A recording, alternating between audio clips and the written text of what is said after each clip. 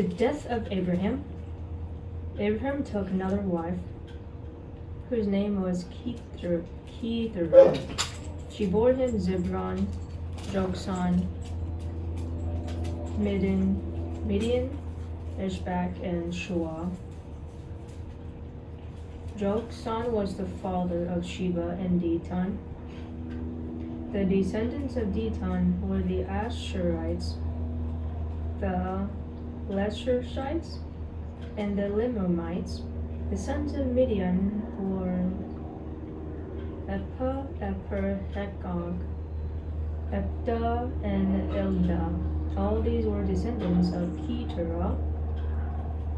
Abraham left everything he owned to Isaac, but while he was still living, he gave gifts to the sons of his concubines and sent them away from his son Isaac to the land of the east.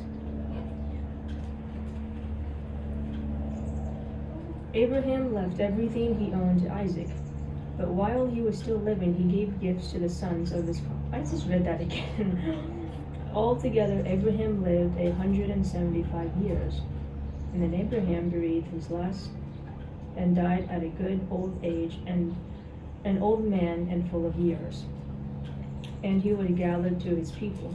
His sons Isaac and Ishmael buried him in the cave of Machpelah near Mamre, in the field of Ephron, son of Zohar the Hittite. The field Abraham had brought from the Hittites, there Abraham was buried with his wife Sarah. After Abraham's death, God blessed his son Isaac, who then lived near Beer Lahai, Ishmael's son. This is the account of Abraham's son Ishmael, who Sarah, maidservant Hagar the Egyptian, bore to Abraham.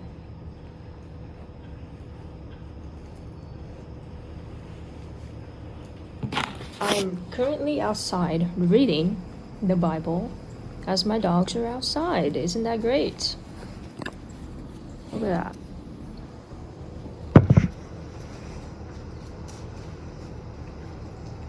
This is the account of Abraham's son Ishmael, who Sarah, maidservant Hagar the Egyptian, bore to Abraham. I just read that again.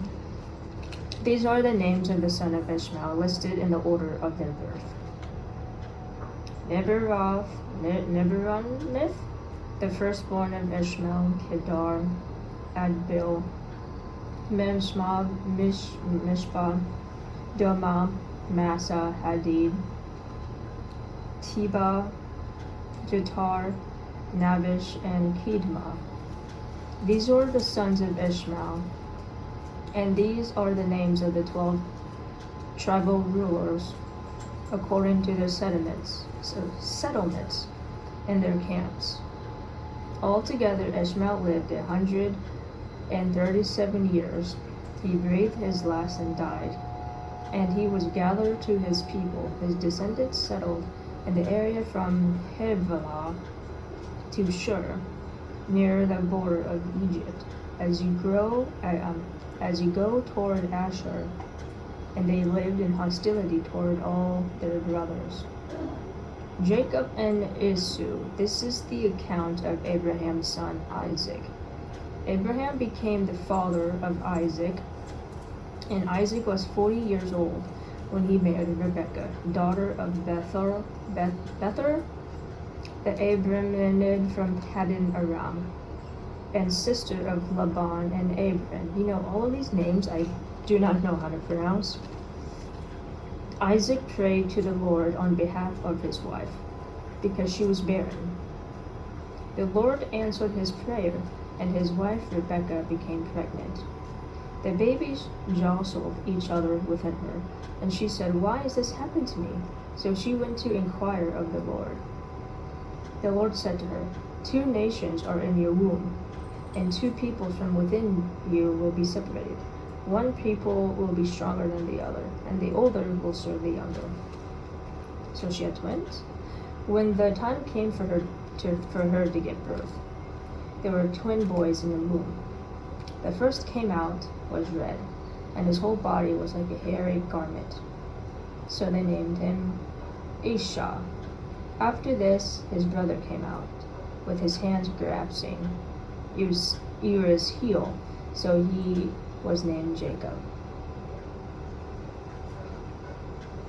Isaac was 60 years old when Rebekah gave birth to them.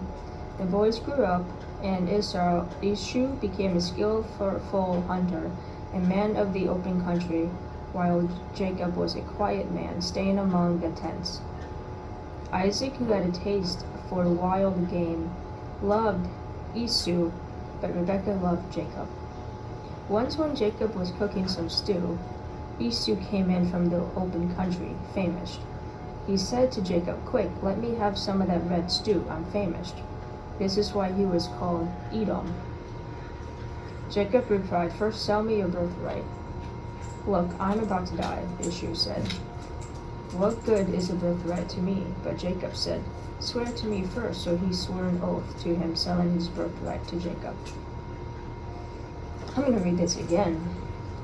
So it says, 2 nations are in your room, and then 2 people from within you will be separate. 1 people will be stronger than the other, and the older will serve the younger. So when it comes to the twins, it seems like the one person will be stronger than the other, than the older. So the firstborn will serve the younger.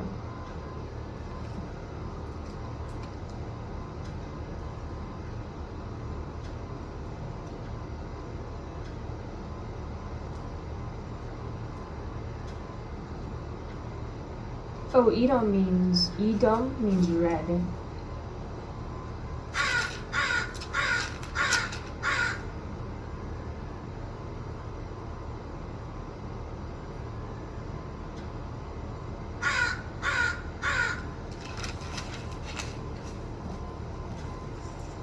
And then Jacob gave Esau some bread and some lentil stew. He ate and drank, and then got up and left. So Esau despised his birthright. What does that even mean, birthright? Okay, let's answer these questions. What do you think God was saying to Rebekah when he told her about the struggle in her womb? If you think this is bad, wait until they're born. What the? It's natural for brothers to fight.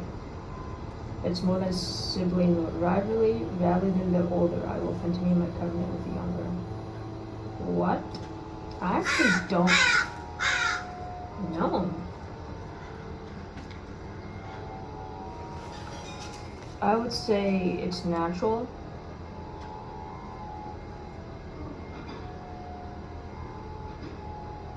For brothers to fight. How would you describe it, Sue? All brawn, no brain, a man's man, no spiritual insight, one who thinks with his stomach.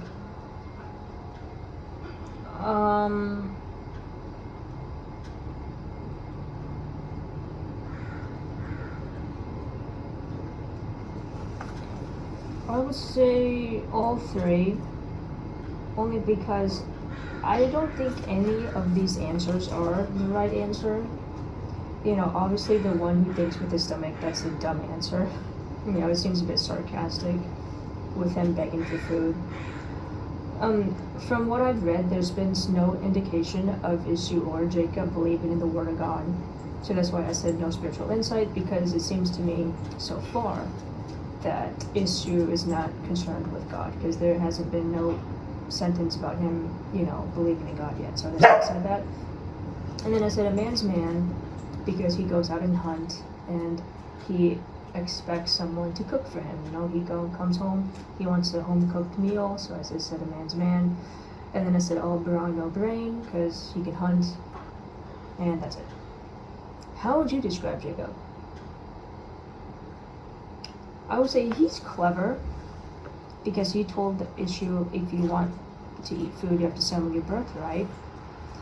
And yeah, I gotta say all brain, because that's pretty smart. And I would say he's a bit sneaky.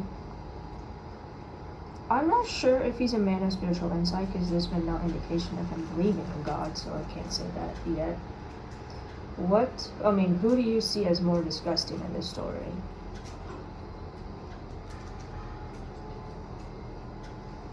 both. Neither should have gave their birthright, and Jacob shouldn't have said that to him.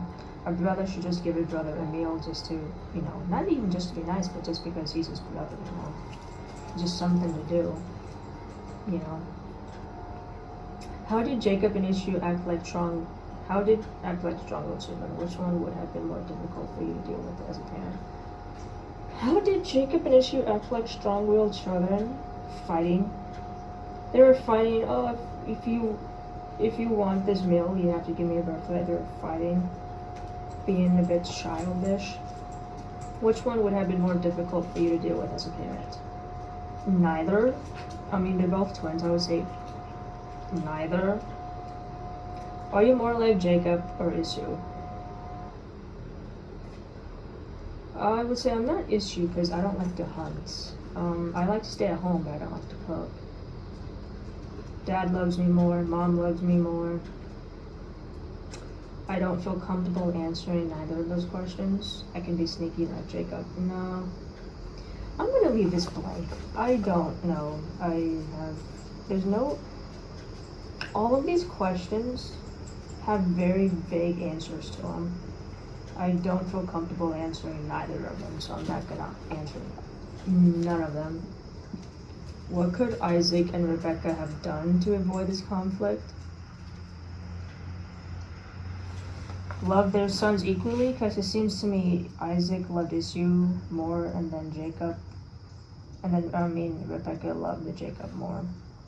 So that right there is tension.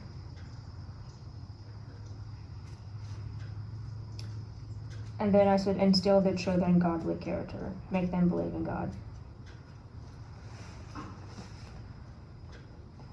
What kind of power struggles do you have in your family? I don't think I have any. I don't think we do. I guess the only struggle is me being gay. So I don't handle it that well, but it's just one of those things where I live with them, I don't pay rent, so I don't have that much to fight over, so whatever they say is whatever they say, It's just something that just happens. Oh, this is horrible. On a scale of 1 to 10, I would say 5. A solid 5. I mean, it could be better, but it's not that terrible.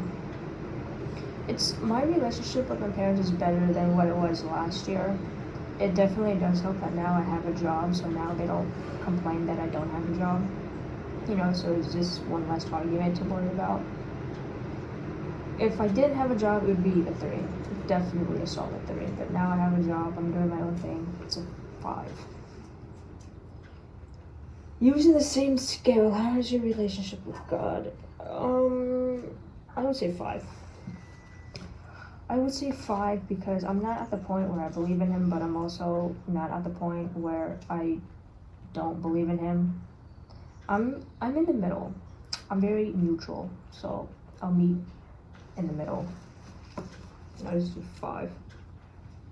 Are you taking full advantage of your spiritual birthright, the blessings available to God's children? How are you selling God and yourself short? Okay, first off, I don't know what birthright actually means. I actually don't know what that even means. But I do have to say this. I wasn't supposed to be born. Both of my parents had me at the age of in their late 40s. My mom had me when she was 45. And that's in the modern world, that's just not something you hear of. Usually people get pregnant at 20 or 30 and not, at 46 being a mother. And my parents told me that they wasn't even expecting a child. It just kind of happened. So I say congratulations to my parents being that physically active at that age, because I was just so surprised to them. So it's really interesting that I wasn't supposed to be born. I wasn't even planned. And then also too, my mom told me that she wanted a girl. So she went to church and she prayed and she heard God's voice. So that's something that I admire, because I used to struggle, I still do a bit, with suicide thoughts. So I just thought, if I kill myself, all of God's work would be for nothing, you know. All of his work, all of my mom's work would be all for nothing. How can this group pray for you? I pray that you no longer have suicide thoughts. I still struggle with them greatly, but I found my purpose in life. What has really helped me is honing down on my goals and figuring out who I want to become in life. This YouTube channel has saved my life. My dogs have saved my life. Sometimes in life we have to find that one thing that means the most to us and never let that go. It sounds selfish to say, but 80% of the reason why I do the things that I do is for my dogs. They motivate me to become better, because if I didn't have my dogs, I wouldn't have the discipline, the motivation to apply for jobs, because I wouldn't have nothing to work towards. But I have to buy dog food, I have to go to the vets, I have to pay for that. I wouldn't be as motivated to make YouTube videos, to make an income off of YouTube videos, to support myself. I'm very disciplined and I'm motivated to keep being better. That's why I'm reading the Bibles, to become better. And to also I know it sucks, but to also profit off of it. You know, the less YouTube videos I make, the worse my YouTube career is. You know, the more I post, it's the better. They motivate me to practice the guitar and the piano so that I can become better. You know, it's a full circle moment. Without my dogs, I wouldn't be so motivated in achieving my goals. It's because of my dogs that I have to wake up. They keep me active. I can't lay in bed all day, because if I do, they can pee on themselves. They're gonna go hungry. They make me become active. They make me want to move my body. All my life, I never had anyone really love me. I mean, my parents do love me, but not in a way that's, oh, good job. No one has ever told me, good job, kid. It's always, can you do this better? Please don't do that. But with my dogs, they never give me negative criticism. Negative criticism is great. But when you hear that 100% of the day, it tears you apart after a while. I'm not sure how this goes into a prayer. I pray that you find what motivates you, you find what brings you purpose in life. You know, people say God saved my life, he made me find my purpose. Self-improvement made me find my purpose, because if it wasn't for self-improvement, I wouldn't even be reading the Bible. You know, self-improvement, in a way, is my religion. I'm always trying to become better. And with self-improvement, usually people like to read the Bible, they do cold showers, they meditate, they do all of these self-improvement tips. So I just thought, I do have a background in Christianity. I do have Bibles at home, multiple Bibles. So I thought, I'm gonna give this a shot. I'm gonna go into this with an open mind and me being who I am. I believe that with me being who I identify with, maybe someone who comes across this video can feel motivated to do the same, to go out of your comfort zone. And I also pray for you to always become better, in life, because we all have one life. Life's too short not to become happy. Life's too short not to become who we're all meant to be. Alright, chapter 26, Isaac and Amalek. Now there was a famine in the land, besides the earlier famine of Abraham's time. And Isaac went to Amalek, king of Philistines, in Gerar. The Lord appeared to Isaac and said, "Do not go down to Egypt. Live in the land where I tell you to live. Stay in this land for a while, and I will be with you, and we will bless you. For to you and your descendants I will give all these lands, and you will confirm the oath I swore to your father Abraham. I will make your descendants as numerous as the stars in the sky, and will give them all these lands, and through your offspring all nations on earth will be blessed. Because Abraham obeyed me and kept my requirements, my commands, my decrees, and my laws. So Isaac stayed in Gerar. When the men of that place asked him about his wife, he said, "She is my sister." Because he was afraid to say, "She is my wife," he thought, "the men of this place might kill me on account of Rebekah, because she is beautiful." When Isaac had been there a long time, Amalek, king of Philistines, Philistines looked down from a window and saw Isaac caressing his wife Rebekah. Ooh. So Amalek summoned Isaac and said, "She is really your wife? Why did you say she is my sister?" Isaac answered him, "Because I thought I might lose my life on account of her." And then Amalek said, "What is this you have done to us? One of the men might well have slept with your wife, and you would have brought guilt upon us." So Amalek gave orders to all the people, "Anyone who molests this man or his wife shall surely be put to death." Isaac planted crops in that land, and the same year reaped 100-fold, because the Lord blessed him. The man became rich, and his wealth continued to grow until he became very wealthy.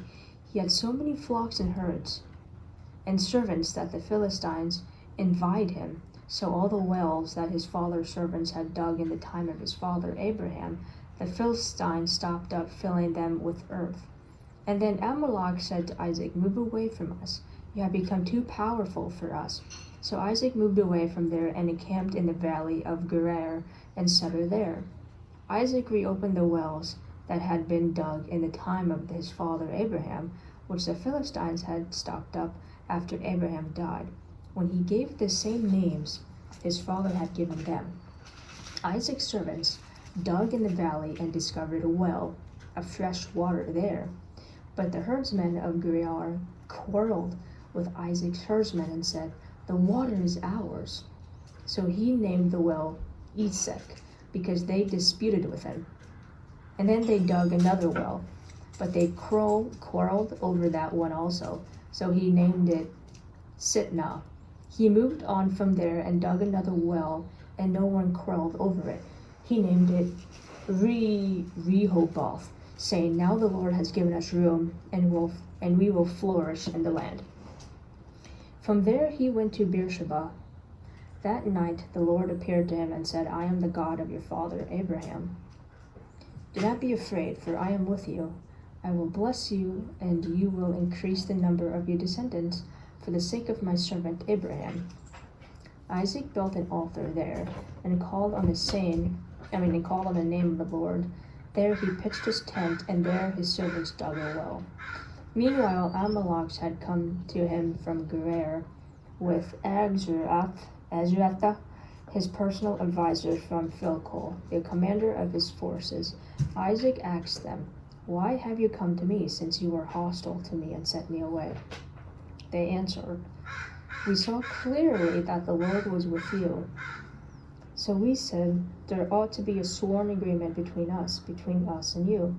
Let us make a treaty with you, that you will do us no harm, just as we did not molest you, but always treated you well and sent you away in peace.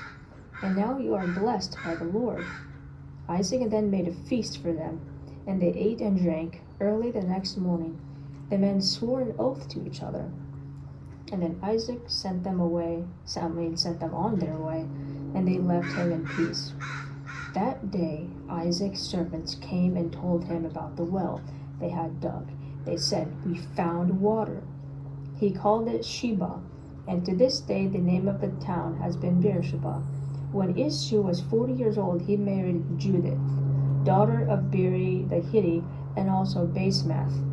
That's an odd name, Basemath, daughter of Elon, the Hittite. They were the source of grief to Isaac and Rebekah. Blessing. When Isaac was old and his eyes were so weak that he could no longer see, he called for Ishmael, his older son, and said to him, "My son." "Here I am," he answered. Isaac said, "I am now an old man and don't know the day of my death. Now then, get your weapons, your quiver and bow, and get out to the open country to hunt some wild game for me. Prepare me the kind of tasty food I like, and bring it to me to eat, so that I may give you my blessing before I die." Now Rebekah was listening as Isaac spoke to his son Ishmael. When Ishmael left for the open country to hunt game and bring it back, Rebekah said to her son Jacob, "Look, I overheard your father say to Ishmael, 'Bring me some game and prepare me some tasty food to eat, so that I may give you my blessing in the presence of the Lord before I die.' Now, my son, listen carefully and do what I tell you. Go out to the flock and bring me 2 choice young goats, so I can prepare some tasty food for your father, just the way he likes it. And then he can take it to your father to eat, so that he may give you his blessing before he dies." Jacob said to Rebekah, to his mother, "But my brother Ishmael is a hairy man, and I am a man with smooth skin. What if my father touches me? I would appear to be tricking him and would bring down a curse on myself rather than a blessing." So he went and got them and brought them to his mother, and she prepared some tasty food, just the way his father liked it. And then Rebekah took the best clothes of Ishmael, her older son, which she had in the house, and put them on her younger son Jacob. She also covered his hands and the smooth part of his neck with the goat skins. And then he handed to her son Jacob the tasty food and the bread she had made. He went to his father and said, "My father." "Yes, my son," he answered. "Who is it?" Jacob said to his father, "I am Ishmael, your firstborn. I have done as you told me. Please sit up and eat some of my game, so that you may give me your blessing." Isaac asked his son, "How did you find it so quickly, my son?" "The Lord your God gave me success," he replied. And then Isaac said to Jacob, "Come near so I can touch you, my son, to know whether you are really my son Ishmael or not."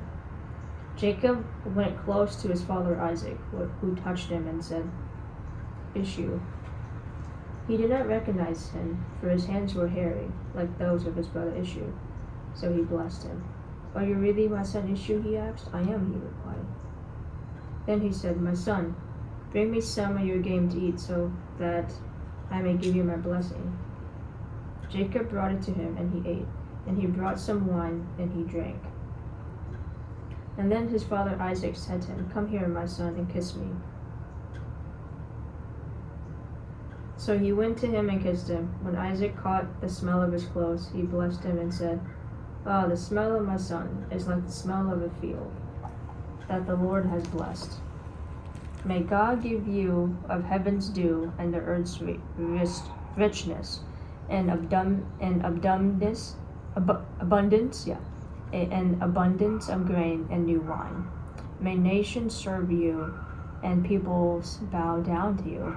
Be Lord over your brothers, and may the sons of your mother bow down to you. May those who curse you be cursed, and those who are blessed you be blessed, and those who bless you be blessed." After Isaac finished blessing him, and Jacob had scarcely left his father's presence, his brother Ishmael came in from hunting. He too prepared some tasty food and brought it to his father. And then he said to him, "My father, sit up and eat some of my game, so that you may give me your blessing." His father Isaac asked him, "Who are you?"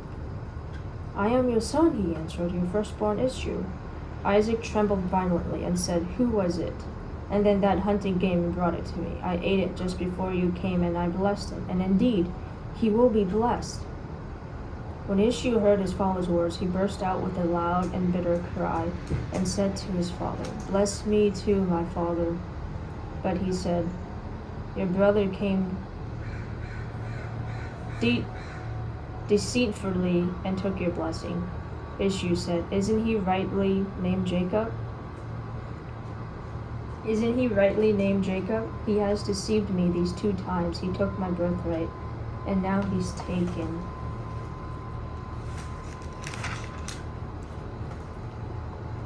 my blessing. And then he asked, Haven't you reserved any blessings for me? Isaac answered Issue, I have made him lord over you and have made all his relatives his servants, and I have sustained him with grain and new wine. So what can I possibly do for you, my son? Issue said to his father, Do you have only one blessing, my father? Bless me too, my father. And then Issue wept aloud. His father Isaac answered him, Your dwelling will be away from the earth's richness, away from the dew of heaven above. You will live by the sword, and you will serve your brother. But when you grow restless, you will throw his yoke from off your neck. Jacob flees to Laban. Issue held a grudge against Jacob because of the blessing his father had gave him. He said to himself, The days of mourning of my father are near, and then I will kill my brother Jacob.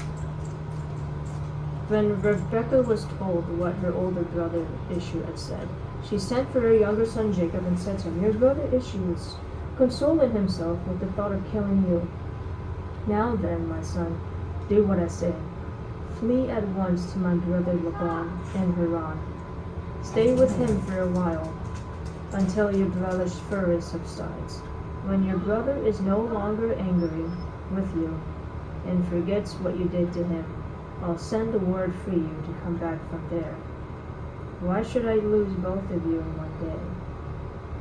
And then Rebekah said to Isaac, I'm disgusted with living because of these Hittite women. If Jacob takes a wife from among the women of this land, from Hittite women like these, my wife will not be worth living.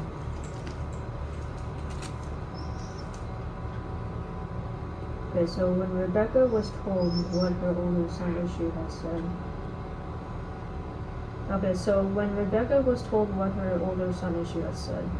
she sent for her younger son Jacob and said to him, Your brother Issue is controlling himself with the thought of killing you. Now then, my son, do what I say. Flee at once to my brother Laban in Haran.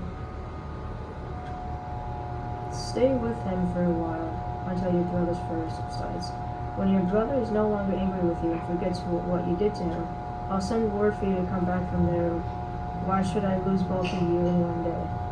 And then Rebekah said to Isaac, I'm disgusted with living because of these Hittite women. If Jacob takes a wife from among the women of his land, from Hittite like these, my life will not be worth living.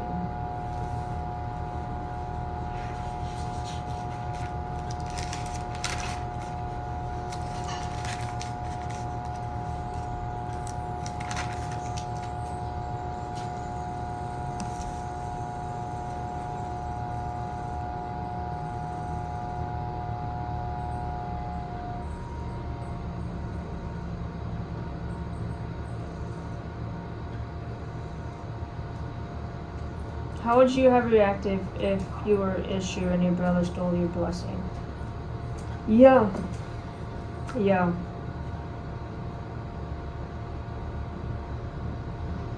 I would be determined to get revenge. I would be bitter. But knowing the knowledge that I have now with having self-control, I wouldn't go to that point of murdering someone. I think I would no longer talk to that person. I would just not socialize myself with that person. I do believe within my heart that I would definitely not do murder. I would just not talk to that person. I would be mad for the rest of my life. Who do you hold most responsible for Jacob getting Isaac's blessing? Oh, Rebekah. I mean, you can't blame Isaac because he's blind. Jacob because he pulled it off. I would Issue his efforts were too little, too late. It was Rebekah.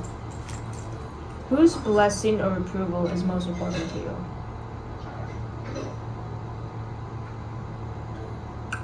Co-workers? Nope. My boss? Nope. My pastor? Don't have one. Friends? No. Father, mother? No. I would say my spouses. Dude, who has more than one? That's crazy. I would say the love of my life. Love of my life.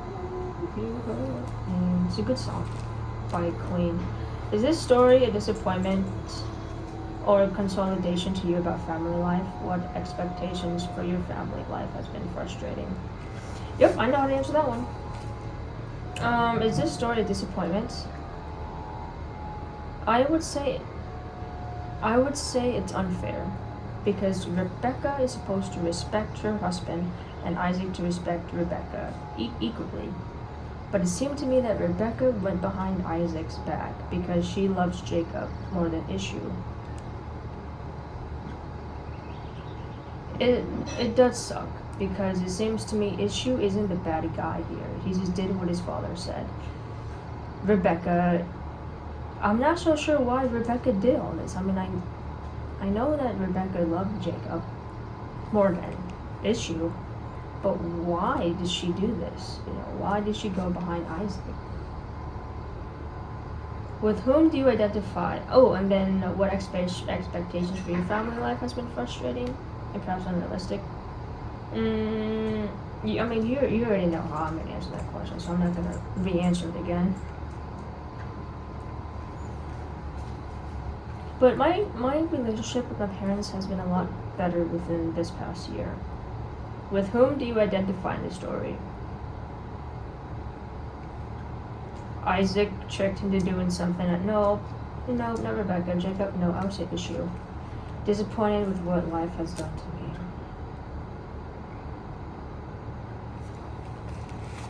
What do you do when there is a Jacob in your life scheming to take advantage of you? Fight for what? No, outsmart them, get them in trouble, calmly confront them. I would avoid them. I wouldn't try. I would avoid them. That's the difference. I wouldn't just try. I would definitely avoid them. And I would outsmart them. I wouldn't go up to them and talk to them. I would outsmart them from a distance. I would do that. Because I have read the 48 Laws of Power, and that book, it's very powerful in dealing with people who try to deceive you. So the best way is to not talk to them. Don't give them any ammunition.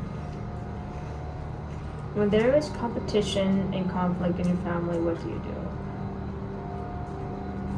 I take responsibility for whatever part I have responsibility for. Accept it as normal, but it's pretty normal for what I deal with in my family. Try to make peace. And counsel family members and help them work through the problem. Who can you significantly impact with the blessing? My parents. Because I know my parents want me to read the Bible so much. But it's weird too because I'm young and they're old. Usually it's older people giving blessings to younger people. But just minus the whole Bible part with the blessing, I could talk about the Bible with my parents and they could be really, really happy about it. I would say, how do you plan to do it? Just talking to people, not talking to people, but talking to our family that I am reading the Bible. Saying things to them like, hey mom, I know that we don't agree with certain things, but thank you for, helping me grow into the person that I am. What prayer request would you like to share with your group? I would say be nice to people, first and foremost. Even if you do have an older brother or younger brother that you may not certainly agree with, you should never go behind people's back, because that's just rude. Be nice to people. You should always be nice to people. And also, I would like to give thanks to my dogs, because I'm outside with the dogs right now, just reading the Bible. Today's a bit short one, because I am outside. They're hungry, they want to eat. I see you in the next installments of reading the Bible. So he was, Katie, come here.